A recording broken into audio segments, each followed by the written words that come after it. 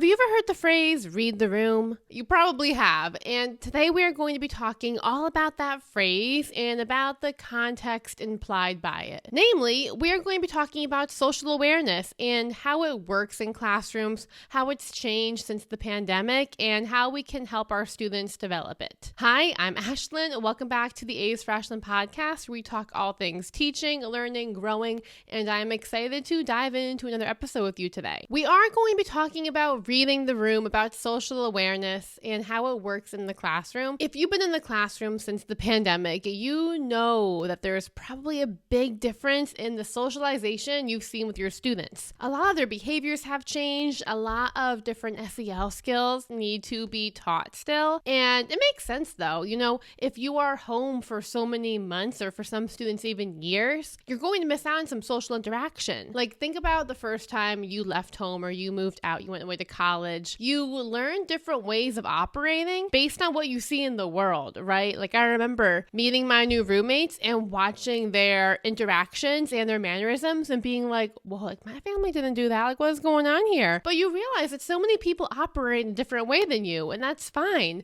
But our students being home for so long, they missed out on a big chunk of that. And even if it seems like it's only a year or it's 2 years, if your student is 10 years old, right, that's 20% of their life. So I know that thinking about the pandemic, thinking about the way it's impacted students, it can be a bit difficult to confront and to work through because it can feel really helpless, or it can feel like we're making excuses even sometimes for our students. But I think it's important to put in perspective just how deeply being home and being isolated has impacted the world, especially our young people. So with that being said, today we are going to be talking all about social awareness. To give you a layout of the episode, this is what we're going to cover. Up first, we're going to talk about what social awareness is and why it's so important in schools. We're going to talk about responding versus reacting and how we can teach our students that. Then we're going to move on to body language and the power that it has. And finally, we're going to end by talking about emotions, perceptions, and about ways we can illustrate these concepts for our students. So without further ado, let's get into it. So even before the pandemic, I remember teachers telling me that they've seen basically every year behavior issues getting more severe, students having higher needs. And since the pandemic, I think we can all say without a doubt that we've only seen an increase in that. So what social awareness looks like in the classroom is seeing the way these young people interact with each other, how they pick up on different behaviors and different emotions that their peers are having. So a lot of us are probably seeing students being a bit meaner, feeling more anxious, being more withdrawn. And it's gone to the point even where I asked my students one day in our social emotional learning class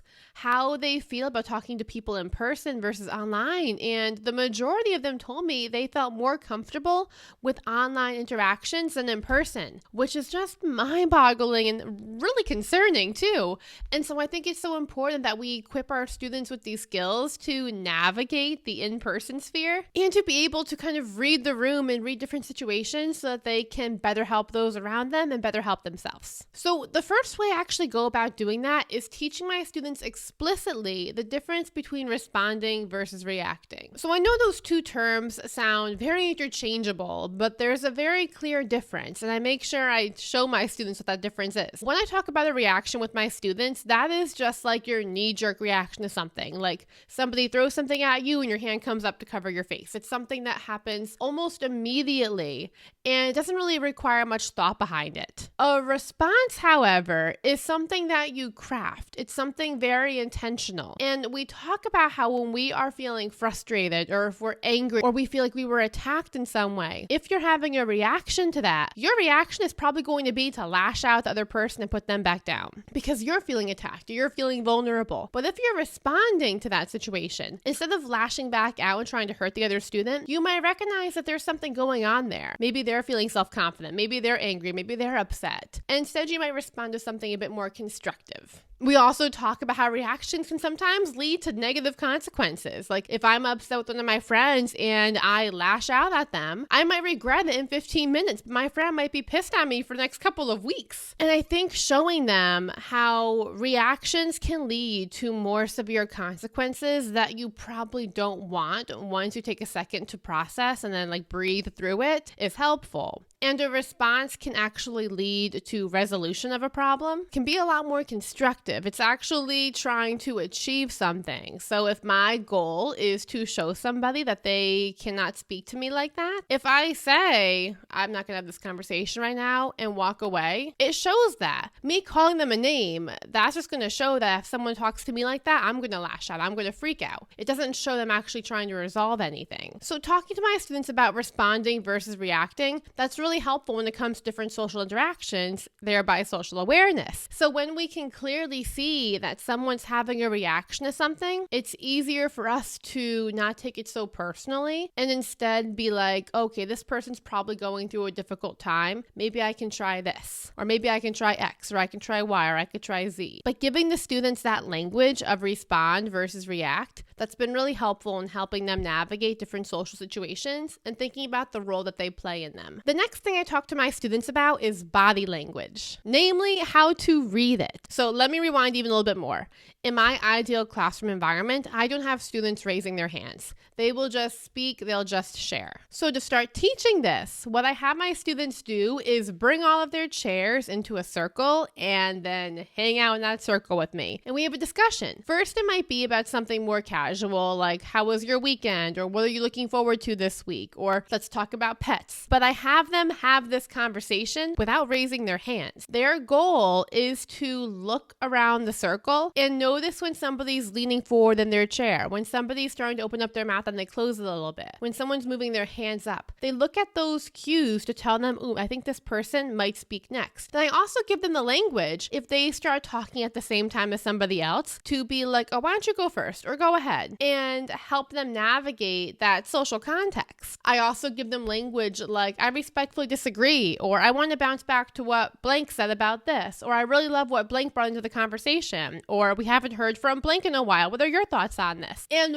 watching 12-year-olds talk like this, just chef's kiss. It is beautiful. It is so incredible seeing them take charge of a conversation and truly lead it. And after I show my students this in a whole group setting, we break into smaller circles and we practice those skills. And eventually they bring their own questions about whatever text we're reading into the circle, and they have their own conversations without me. Like, I'm just chilling in the background, which is like the ideal situation as a teacher. But outside of actually teaching them this in a circle, I also narrate when I am doing this myself. So let's say I'm teaching a lesson. I see my students are just looking exhausted on their desk. What I'll do is I'll say something like, I'm looking around the room right now and I'm seeing a lot of people kind of slouched over. It looks like we're feeling a bit tired. Would you need a few minutes for a break before we continue with our lesson? And I show them that I'm looking at their body language and I'm using that to inform my next move. I also model different ways of holding your body to exude power and to make someone feel more welcome to speak with you. So for example, when I'm teaching a lesson, I'm not hunched over. I'm not leaning against the wall. I'm standing up tall. I'm moving around. I'm moving my shoulders, and doing all of those things implies power. And I also show them that if you have like your arms crossed, your head's down, you're appearing more closed off and it's looking like you're less open to conversation and to human interactions. So we practice those things. When they're speaking in front of the class, I have them practice having different body language. They comment and critique each other on body language. And it's truly amazing seeing how much students can grow and what they're capable of when you give them these tools to be effective communicators and to be able to read the room and have that social awareness. Like, they'll blow your mind. The next thing I talk to my students about are emotions versus perceptions. So I always say your emotions are valid. And honestly, I have a sticker on my laptop that also says your emotions are valid. But what's different than your emotions is your perception. So even though your emotions are valid, like, it is fine to feel angry. You actually feel angry. It doesn't mean you're right. You might feel angry because somebody said something to you, but it doesn't mean that you are guiltless in that situation. So we talk about how perception is different than your emotion. You perceive one side of a situation. The way I illustrated this is I had a student with a water bottle on their desk, and I grabbed their water bottle trying to be sneaky, and I took it and I had it on my desk. And a few kids saw it, some kids didn't. And so when I was asking them for their perception of the situation, they were like, oh, it's your water bottle. And someone was like, no, it was that student's water bottle. And I was like, no, the kid gave it to me. And someone was like, no, you took it. And I was like, see how there are like 4 different perceptions about this reality. And this student, she might be feeling annoyed because I took her water bottle, and that's valid. But see how there are like 4 different perceptions of what went on. And some people missed on some details. Sometimes I may have misconstrued the details. Maybe I thought it was my water bottle and the student took it. But perception is different than reality. And making sure students are aware that when they are feeling frustrated or when they're feeling angry, that's valid, but they're only perceiving their side of the situation. Having those conversations and showing students that is difficult. It's hard to work through. Nobody likes to be told that your perception might not be fully accurate, right? But it's true. In most situations that we're in, our perception is not the entire situation. And showing our students that and teaching them that and teaching them how to think in a way where they validate their own emotions, but they're aware that their perception is not full reality, that's really important. And I also model that too. So when I'm talking to my class about their behavior or about anything, I might be like, so what I'm seeing is this, but I'm aware that there might also be this or that going on. Can you inform me more? And having the students share their perception of a situation, that modeling shows students that there's a difference between your perception and reality, but it doesn't counteract the validity of the emotions that you're feeling in that situation.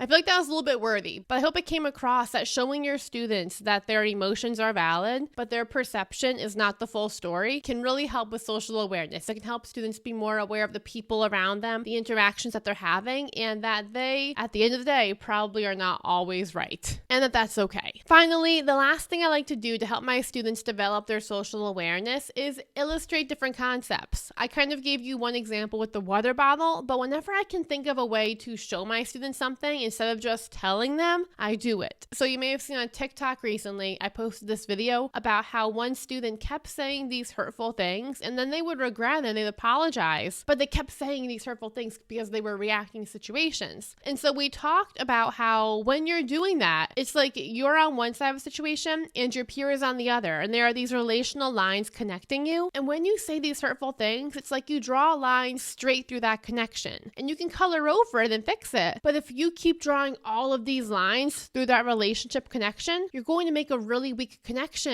And sometimes it's not always worth trying to fix things. And how hopefully a lot of the adults in your life and like your teachers, your parents, like will always be there for you no matter how many times those relational lines get broken. But not everybody will be. People have boundaries and you can only go so far. So you have to be really mindful about what you say and how it impacts others, and take more control over the language that you use in situations. So that was one way I illustrated it. I think it was really impactful for this student because I've seen them making a conscious decision in weeks since to be more mindful of their language or apologize if they're getting out of line or they catch themselves saying something they regret. Another thing I've done is this box lesson, which I also just posted about pretty recently, where I had these 3 boxes when I was packing in my classroom over the summer that I saved. And I did this activity with my students where I wanted to show them empathy. So what I did is I took these 3 boxes and I filled them with different amounts of things. One box had some pieces of paper, another box had a few books, and then one box was pretty heavy. Like it had my teacher's manuals in there, some textbooks. It was pretty heavy. Not too heavy where you couldn't carry it, but like significantly heavy. And then what I had the students do is, before they even saw what was in the box, complete challenges around the classroom holding these boxes. They had to do things like grab a pencil, sharpen a pencil, grab a paper, put 3 books on top of your box, sit down in your chair, whatever.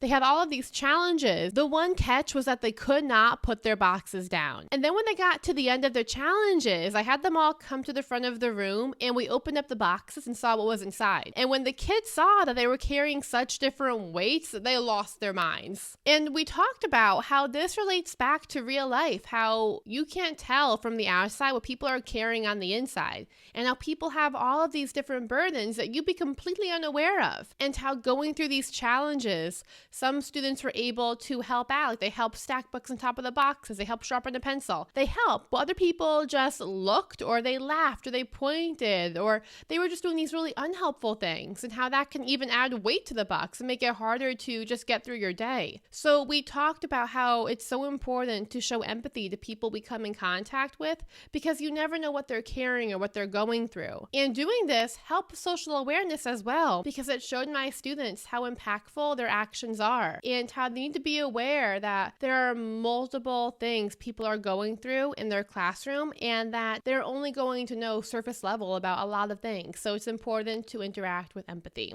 So that's what social awareness is, and those are some ways I teach them, my students. But I'm really curious to hear how you teach social awareness, or if you've seen, or what difference you've seen, because I'm sure you've seen it. What difference you've seen in social awareness since the pandemic. And I would also love to know if there are things I missed on this list that you wish I included, so feel free to comment and let me know or DM me. But thank you for being here. Thank you for all that you do, teachers. It truly makes a difference. And as always, you've got this.